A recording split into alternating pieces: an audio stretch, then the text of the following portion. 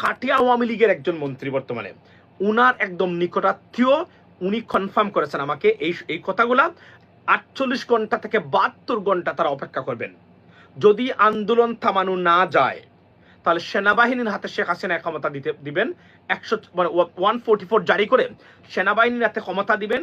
নিরাপদ প্রস্থান চাইবেন প্রত্যেকটা জায়গা থেকে আওয়ামী লীগ, এবং আওয়ামী লীগের মানুষের প্রোটেকশন চাইবেন সেনাবাহিনীর কাছে, যারা সেনাবাহিনী দিবে, যেহেতু ওয়াকার উনারই পেটিকুট থেকে জন্ম নেওয়া আপনার বর্তমান সেনাবাহিনীর প্রধান। সুতরাং এইটা সেনাবাহিনী উনাকে রাখতে পারবে না চেষ্টা করেও, তবে সেনাবাহিনী উনাকে সেফ এক্সিট বা তার লোকগুলাকে সেফ রাখার সব ধরনের প্রচেষ্টায় সেনাবাহিনী যুক্ত হবে।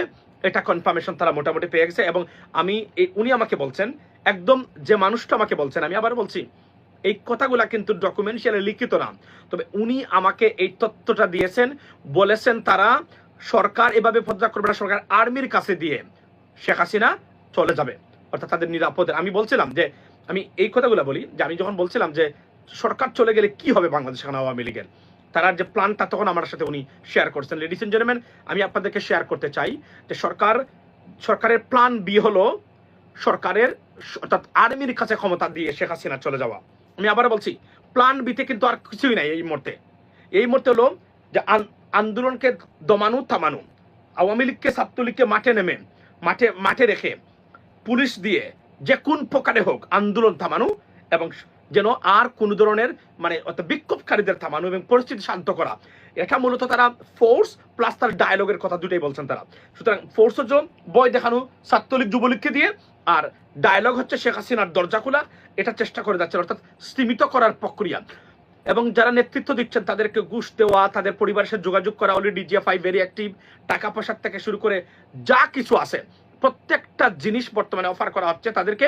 সুতরাং যে কোনভাবেই হোক আন্দোলন যেন থামানো যায়। দিনে রাত্রে প্রত্যেকটা দেশের ভারতীয় ইন্টেলিজেন্স এজেন্সি সবাই ঐক্যবদ্ধভাবে বর্তমানে কাজে নেমে পড়েছে সাধারণ নিরীহ এবং নিরস্ত্র আমাদের ছেলেদের বিরুদ্ধে এই মুহূর্তে। তবে এটা আমাদের নিরস্ত্র ছিল না, এটা বলছে ছাত্র নাগরিক ঐক্য পরিষদ বর্তমানে যারা আন্দোলনে লিপ্ত আছে। তবে আমি এই তথ্যটা কনফার্ম পেয়েছি, সেনাবাহিনীর হাতে ক্ষমতা দিয়ে শেখ হাসিনা চলে যেতে পারে। এটাই আমি কনফার্ম হয়েছি একটু আগে। এবং উনি যিনি বলছেন, উনি বাংলাদেশের অর্থাৎ খাটিয়া আওয়ামী লীগের একজন মন্ত্রী বর্তমানে, উনার একদম নিকটাত্মীয়, উনি কনফার্ম করেছেন আমাকে এই কথাগুলা যে তারা শেখ হাসিনার প্ল্যান বি হলো যদি উদ্ভূত পরিস্থিতি কোনোভাবে কন্ট্রোলে না আনা যায় তাহলে আর্মির কাছে ক্ষমতা উনি দিয়ে চলে যাবেন। That's what he said to me. So আমি নাম বলতে চাই না, কারণ নামটা বললে বিট্রিয়াল হয়ে যাবে তথ্যের কাছে। এখানে betrayal, I can't do that. I never do that.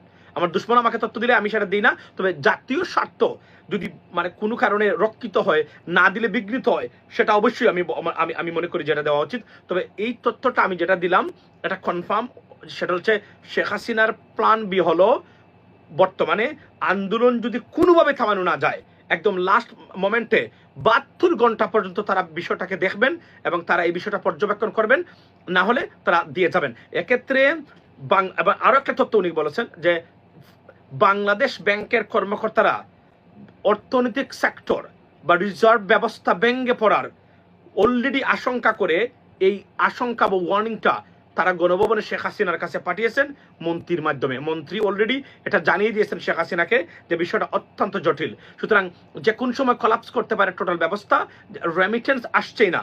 এবং বর্তমানে এই 3 দিনে এই মাসের ভয়ঙ্কর নেগেটিভ রেমিটেন্সের অবস্থা, অর্থাৎ মারাত্মকভাবে বিঘ্নিত হচ্ছে রেমিটেন্স ফ্লোটা। সুতরাং সবকিছু মিলিয়ে শেখ হাসিনা এই অবস্থার মধ্যে আছেন এবং শেখ হাসিনা এখন মনে করেন যে এখন নিরাপদে এবং সেফলি কিভাবে এক্সিট করতে পারেন সেই প্রচেষ্টায় বর্তমান সরকার নিয়োজিত আছে এবং তারা এই বিষয়টা দেখভাল করতেছেন। তবে উনি যে আমাকে তথ্য দিয়েছেন, উনি কোনো অবস্থাতেই বানোয়ার তথ্য দেওয়ার লোক না, উনি আমাকে দিবেনও না, এটা আমি মনে প্রাণ বিশ্বাস করি। উনি আমাকে বলেছেন যে 72 ঘন্টা পর্যন্ত তারা দেখবেন, যদি আন্দোলন থামানো না যায় তাহলে সবার সাজেশন হলো, বিশেষ করে আর্মি থেকেও এই সাজেশনটা আসছে যে কোন একজনের কাছ থেকে, আর্মির একজন হাই অফিসিয়ালদের কাছ থেকে, যে কোনভাবে হোক তাহলে আপনার আর্মির মাধ্যমে যেন প্রোটেকশন হয়, অর্থাৎ গণ আন্দোলনের মাধ্যমে শেখ হাসিনাকে পালিয়ে যেতে না হয়, সেই ক্ষেত্রে আর্মি প্রোটেকশন দিবে, বাট ক্ষমতা শেখ হাসিনা ছেড়ে দিবেন।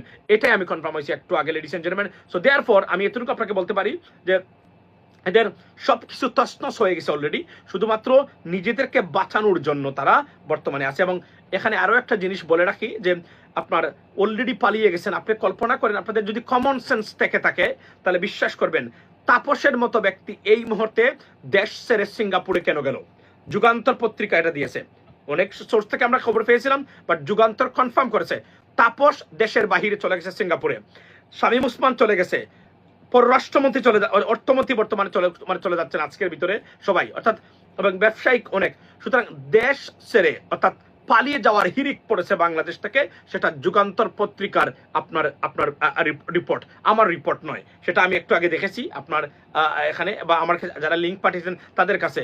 So therefore situation is not in favour of Sheikh Hasina at all.